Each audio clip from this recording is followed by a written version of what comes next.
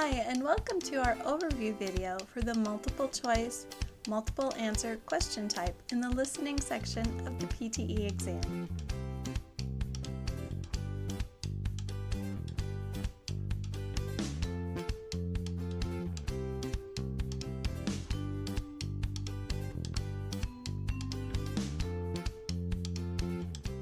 I'm Sharon, and I'm a PTE trainer here at Benchmark Education Solutions. Thank you for joining me today.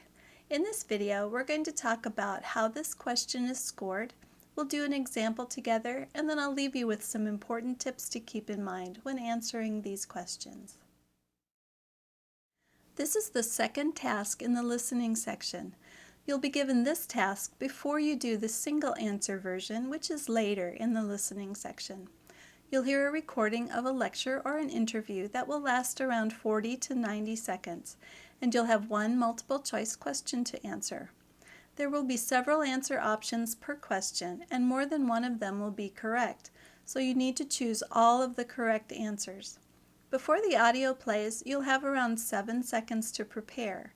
During this time, you should read the question and the answer options for keywords and for comprehension.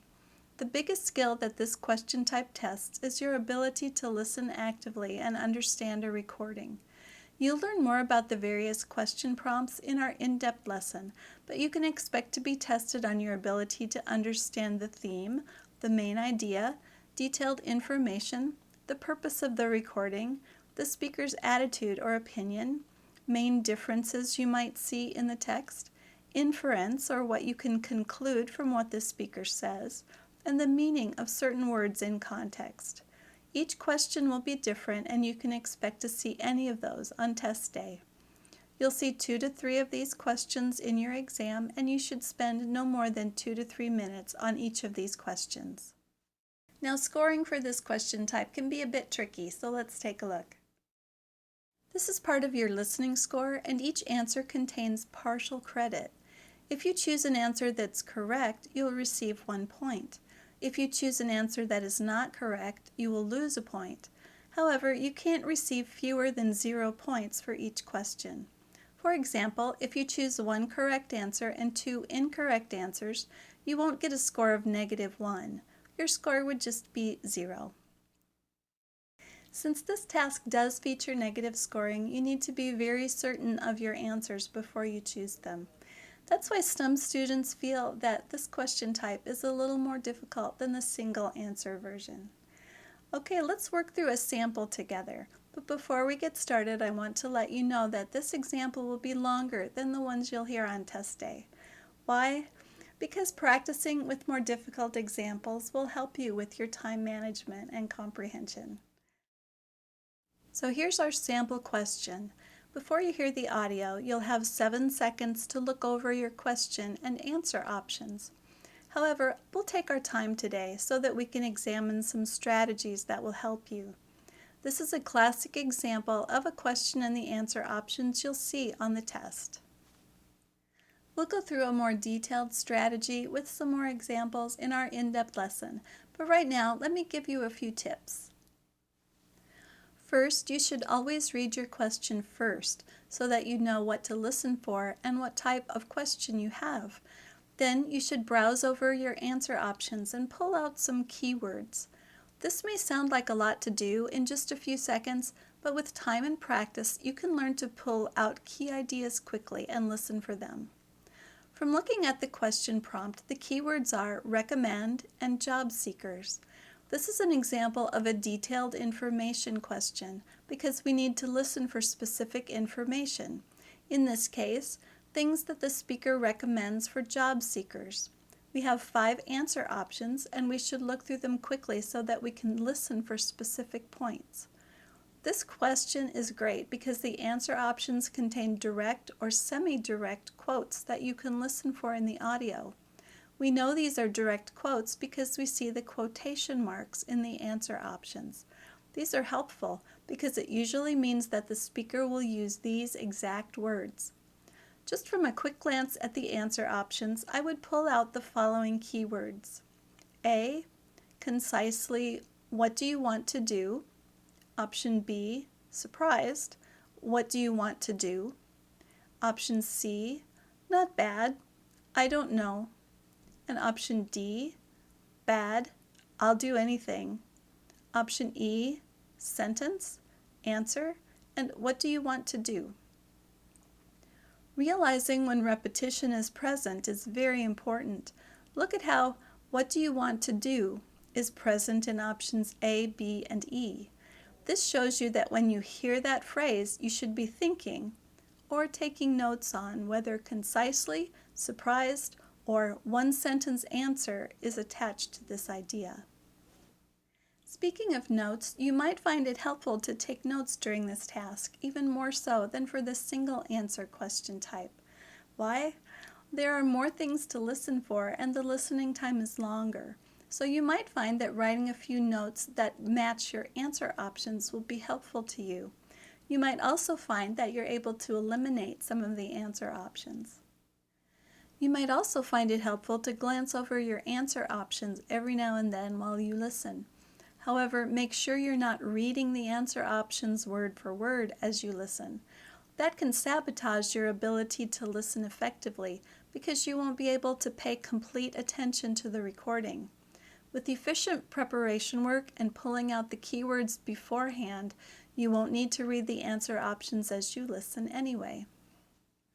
Okay, and now it's time to listen to the recording. When it's finished, if you need more time to choose your answers, feel free to pause the video. Here's the recording. And I often get asked, what is the single best piece of job search advice I have? And here's what I say. Have a crisp answer to the question, so what do you want to do? Especially people coming out of college, they're sometimes surprised by that question and they're like, the worst answer is, I don't know. The second worst answer is, I'll do anything. You want to be able to help people help you. And so you want to have a one-sentence answer to that question of what you want to do that makes sense and give someone enough ammunition so that when they hear that there's an opening at the American Red Cross, it's like, oh, I just met this really talented young woman who's coming out of Johns Hopkins University who is dedicated to helping on disaster relief, and she wants to work at the American Red Cross. Maybe it's your aunt who you mentioned that to at the Father's Day picnic.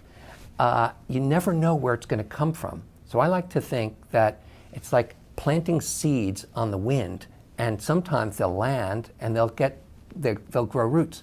So have your one-sentence answer. All right, how did you do?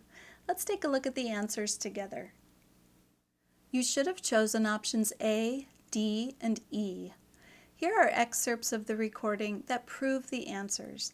The biggest clue that you should start listening actively is in the very beginning, when the speaker says, "What is the single best piece of job search advice that I have?" which shows the speaker is about to recommend something. Then he says, "Have a crisp answer to the question, so what do you want to do?" This is a great clue because the question was one of our key phrases. Crisp answer is a synonym for answer concisely, so you could have immediately chosen option A. Then he goes on to say that the worst answer is, I don't know. I don't know was another key phrase shown in option C. However, option C says it is not a bad idea to say, which is not what the speaker said, so it should not have been chosen. If you were taking notes, you could have written something brief like, worst, don't know, which could have reminded you not to choose option C. The speaker then says, the second worst answer is, I'll do anything. This matches up with the information in option D, so you could have chosen that one next. Lastly, the speaker says you want to have a one-sentence answer to that question of, what do you want to do, that makes sense. This is clearly option E. Although you may have heard the keyword surprised earlier in the recording, it does not match up with the information in option B, so that should have been eliminated. So you can see that it's important to understand your question and your answer options so you know what to listen for.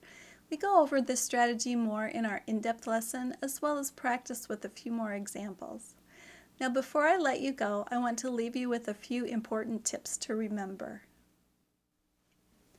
As you've just seen, make sure to understand the question prompt and listen actively. Use your preparation time wisely. These 7 seconds should not be wasted, so you can prepare yourself as well as possible. A great way to do this is by pulling out some keywords in the questions and answer options. As you know, time management is important for this question type.